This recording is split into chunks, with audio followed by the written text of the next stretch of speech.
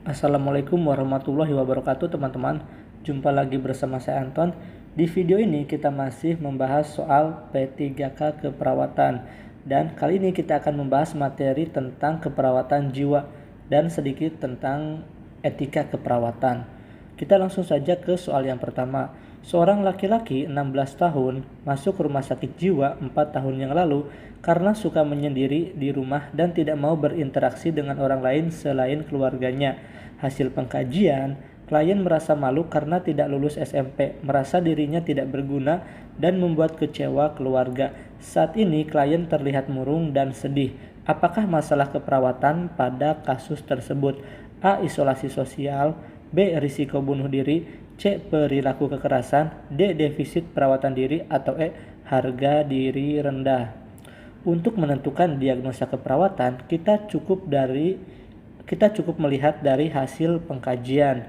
Di sini di hasil pengkajian ada klien merasa malu karena tidak lulus SMP, merasa dirinya tidak berguna, dan membuat kecewa keluarga.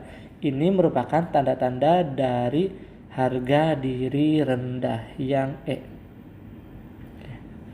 Gampang kan teman-teman? Kita lanjut ke soal nomor 2. Seorang laki-laki 20 tahun dirawat di RSJ sejak 3 hari yang lalu. Hasil pengkajian, klien masih mendengar suara-suara bisikan yang tidak ada wujudnya. Kemudian, perawat mengajarkan cara mengusir suara-suara halusinasi dengan mengajarkan cara menghardik suara-suara dengan benar. Apa fase komunikasi yang sedang dilakukan oleh perawat? A. Terminasi, B. Validasi, C. Rencana tindak lanjut, D. Kerja, atau E. Salam terapeutik. Jawabannya adalah yang D. Fase kerja. Ya, di sini perawat mengajarkan cara mengusir suara-suara halusinasi dengan mengajarkan cara menghardik. Berarti sedang fase kerja. Soal nomor 3. Seorang perempuan berusia 30 tahun dirawat di RSJ dengan marah-marah, menyendiri, tidak mau mandi, dan kadang berbicara sendiri. Hasil pengkajian, pasien mengatakan mempunyai 4 anak dan sudah bercerai 1 bulan yang lalu. Merasa sendiri dan mengatakan, tolong sampaikan kepada keluarga saya untuk menjaga anak-anak saya. Mungkin saya tidak akan bisa merawat mereka lagi. Apakah masalah keperawatan pada kasus tersebut? A. Isolasi sosial, B. Risiko bunuh diri, C. Perilaku kekerasan, D. Defisit perawatan diri, atau E. Halusinasi pendengaran.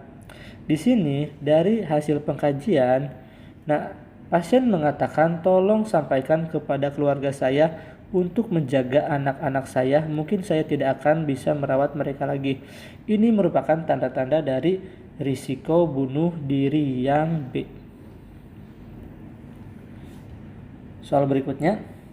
Seorang laki-laki berusia 34 tahun dirawat di RSJ karena mengurung diri di kamar sejak 1 bulan yang lalu dan kadang marah tanpa sebab. Hasil pengkajian, pasien sering menyendiri, tertawa dan bicara sendiri, afek labil, dan penampilan tidak rapi. Keluarga mengatakan pasien di PHK setahun yang lalu. Apakah tujuan tindakan pada kasus tersebut? A. Pasien mampu melakukan interaksi dengan lingkungannya. B. Pasien menunjukkan perilaku meningkatkan harga dirinya. D. Pasien mampu mengontrol perilaku marahnya. D. Pasien mampu mengontrol halusinasinya. Atau E. Pasien mampu melakukan kebersihan diri. Untuk menentukan tujuan tindakan, berarti kita harus tahu dulu apa sih diagnosa keperawatannya. Mari kita bahas teman-teman. Langsung saja ke hasil pengkajian ya. Hasil pengkajian, pasien sering menyendiri, tertawa dan bicara sendiri, afek labil, dan penampilan tidak rapi. Di sini kan ada tertawa dan berbicara sendiri, sering menyendiri juga ada, afek labil juga ada. Ini merupakan tanda-tanda dari halusinasi. Maka kalau DX-nya halusinasi berarti tujuan tindakannya yaitu ya benar ya yang D. Pasien mampu mengontrol halusinasinya. Soal berikutnya. Seorang laki-laki berusia 17 tahun dibawa ke IGD Rumah Sakit Jiwa karena mengamuk di rumah. Hasil pengkajian, tatapan mata pasien tajam, tangan mengepal sambil mukul-mukul tempat tidur. Perawat akan melakukan pengikatan pada pasien. Apakah prinsip etik yang dilakukan pada pasien tersebut? A. Non-maleficent, B. Beneficent, C. Otonomi, D. Veracity, atau E. Justice. Kita bahas satu persatu. Non-maleficent itu adalah tidak merugikan ya. Tidak merugikan. Kemudian beneficent itu berbuat baik. Otonomi menghargai hak pasien. Hak pasien. Kemudian veracity jujur. Justice itu adil. Nah, kira-kira yang mana yang dilakukan oleh perawat tersebut? Melakukan pengikatan itu adalah untuk mencegah pasien mencederai dirinya sendiri atau tidak merugikan. Maka jawabannya adalah yang A, non-maleficent. Soal berikutnya. Seorang perempuan usia 31 tahun dirawat di RSJ karena menolak minum obat dan bicara sendiri. Menurut keluarga, pasien dekat dengan ibunya yang meninggal 1 tahun yang lalu. Selalu dimarahi oleh ayahnya, pernah tidak naik kelas, dan pernah ditinggal pacarnya 2 tahun yang lalu. Hasil pengkajian, pasien mengatakan malu karena belum menikah. Apakah faktor presipitasi pada kasus tersebut? A. Kehilangan orang yang dicintai, B. Gagal menikah, C. Gagal pendidikan, D. Putus obat, atau E. Pola asuh. Jadi kalau penyebab itu ada 2 ya, ada faktor presipitasi atau kata lainnya adalah pencetus ya. Pencetus. Ada faktor predisposisi atau pendukung ya. Bedanya apa teman-teman? Cara membedakannya? Pendukung. Nah, faktor pencetus itu adalah waktunya itu waktu saat ini atau kira-kira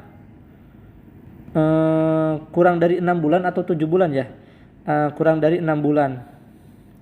Kemudian kalau ini lebih dari 6 bulan atau 7 bulan ya, nanti ada dibahas di soal berikutnya. Oke, kehilangan orang yang dicintai. Ada kehilangan ibunya itu meninggal 1 tahun yang lalu, berarti lebih dari 6 bulan ya teman-teman. Kita coret. Gagal menikah itu 2 tahun yang lalu. Ya, ditinggal pacarnya, berarti bukan. Gagal pendidikan, pernah tidak naik kelas ya, pernah tidak naik kelas sementara usianya adalah 31 tahun, berarti itu yang waktu lalu. Kemudian ada putus obat ya, jawabannya adalah putus obat. Kalau pola asuh ya, pola asuh berarti dari sejak dulu ya, sejak si pasien tersebut itu berumur masih muda. Baik, soal berikutnya. Seorang laki-laki 31 tahun diantar ke rumah sakit jiwa oleh keluarganya karena melakukan percobaan bunuh diri. Klien mengatakan telah ditinggal oleh istrinya 7 bulan yang lalu. Istrinya menikah dengan sahabat klien 4 bulan yang lalu. Klien juga diberhentikan dari pekerjaannya 1 bulan yang lalu. Klien menarik diri dari orang lain dan sering melamun. Apakah faktor predisposisi pada kasus tersebut? A. Istri menikah dengan sahabat klien. B. Diberhentikan dari pekerjaannya. C. Sering melamun. D. Ditinggal oleh orang yang dicintai, atau E. Menarik diri dari orang lain.